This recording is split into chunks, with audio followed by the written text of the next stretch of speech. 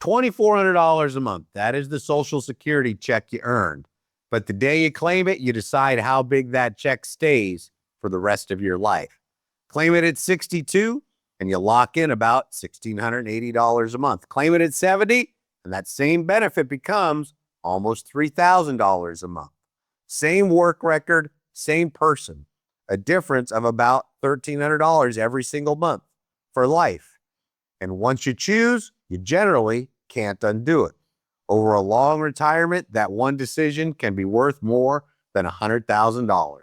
Social Security will mail you a statement. It will never tell you which age is right for you. I'm going to show you the real math, the real numbers, and the one mistake that costs retirees the most, because the worst choice is not 62 and it is not 70. The worst choice is choosing blind. Claim it once, live with it for life. Here's the scene most couples know. You sit down at the kitchen table. One of you says, take it at 62. Get it while you can. Who knows how long we have? The other one says, no, wait until 70. You get a bigger check.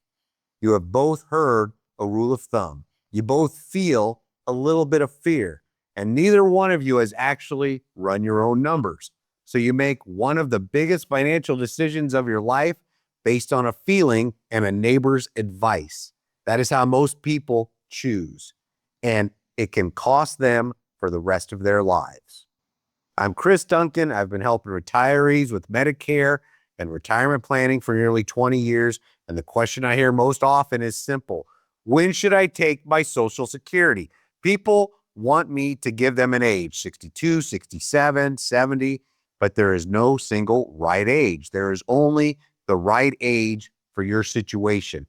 And the honest truth is that the age that is perfect for your neighbor could be the wrong age for you. So today, I'm going to walk you through what each age actually does to your check, why the decision is so permanent, and the one factor almost nobody thinks about until it's too late.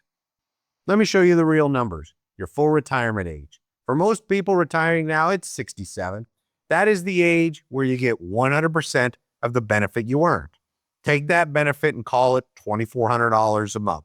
Here's what happens when you move that age. If you claim it's 62, the earliest age allowed, your benefit is cut by about 30%. That $2,400 benefit becomes $1,680 a month, and that cut is generally permanent. It doesn't bounce back at 67. If you wait past your full retirement age, Social Security adds about 8% for every year you wait, all the way up to age 70. Wait from 67 to 70, that is 3 years, and your benefit grows about 24%. That $2,400 benefit becomes almost $3,000 a month. So look at the spread. $1,680 at 62, $2,400 at 67, almost $3,000 at 70. The person who waited gets a check that is about 77% bigger than the person who claimed early. Same work history, same earnings record. The only difference is the day they signed up. Claim it once, live with it for life. Now here's why this matters so much. This is not a decision you get to test drive. Once you claim, you are generally locked in. There is a narrow exception. If you change your mind within the first 12 months, you can withdraw your application one time, but you have to pay back every dollar you already collected. After that 12-month window closes, the door is shut. The check you picked is the check you keep. Compare that to almost any other money decision in retirement. You can change banks, you can move investments, you can switch a plan during open enrollment, but the age you claim Social Security follows you for the rest of your life. And for most couples, it follows the surviving spouse too, which brings me to the part almost nobody sees coming. Here's what most couples never get told. When one spouse dies, the survivor does not keep both Social Security checks. They keep the larger of the two. The smaller check goes away, and that surviving check is generally based on what the higher earner was receiving. So follow this. If the higher earner claims early and locks in a reduced check and then passes away first, the survivor is generally stuck with that reduced amount for the rest of their life. Claiming early does not just shrink your check while you're alive, it can shrink your husband or wife's check for years, even decades after you're gone. The opposite is also true. When the higher earner waits and builds up that bigger benefit, they are not just buying a bigger check for themselves, they are buying protection for their spouse they leave behind. For a lot of married couples, the smartest move is for the higher earner to wait, specifically to protect the survivor. Nobody at the bank tells you that. Nobody on the radio tells you that. And the decision is generally permanent by the time most people learn it. I'm a retirement income certified professional. Knowing how to time income across a retirement is core to that training. And here's why so many people get this wrong. They reduce it to a guess. Take it early before it runs out, says one. Wait until 70 because bigger is better. Both of those are rules of thumb, not plans. The truth is the right age depends on several factors that are different for every person. Your health and your family history of longevity, whether you are still working, whether you have other income to live on while you wait, your tax situation, and whether you are married and need to protect a survivor. There is a break-even age hidden in every one of these decisions. The person who claims at 62 collects smaller checks, but they collect them for 8 more years before the person who waited even starts. The person who waits gets nothing in those years, but a much bigger check after. Somewhere in your late 70s to around 80, the math generally crosses over. Live past that crossover and waiting wins. Pass away before it and claiming early wins. Almost nobody runs that number for themselves. They just pick an age and hope. So how do you actually make this decision?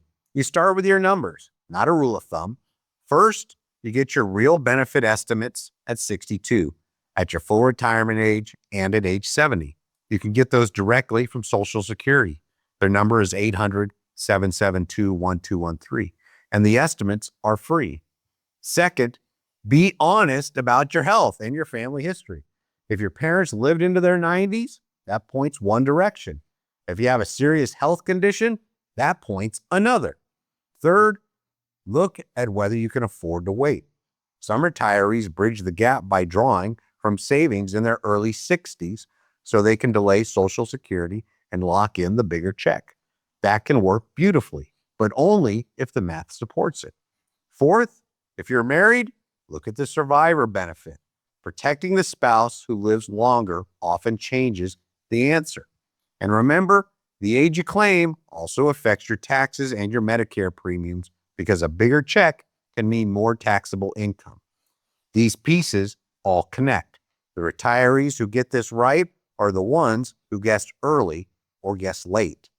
They are the ones who ran the math first. 3 retirees, same $2,400 full benefit, 3 different choices, 3 different outcomes. Retiree 1 claimed at 62 out of fear. Get it while you can, they thought. They were healthy, no major conditions, and they lived to 90. They locked in the smaller check for almost 30 years. And because they were the higher earner, when they passed away, their spouse was left with that reduced amount too. Fear made the decision, and it cost the household for decades. Retiree 2 did the opposite. They heard always wait until age 70, so they waited no matter what. But they had a serious health condition and very little savings to live on in their 60s. They drained their accounts to bridge the gap and then passed away at 74. They collected the big check for only 4 years. Waiting was the wrong call for their situation, but they followed the rule instead of the math. Retiree 3 sat down and ran their actual numbers. They looked at their health, their savings, their tax picture, and their spouse. They made the choice that fit their life, not a rule from the radio. Same benefit, 3 different claim ages. The difference was not the age, the difference was the math. Retiree 1 is not foolish. The fear is real. Plenty of people have good reason to claim early. My dad did.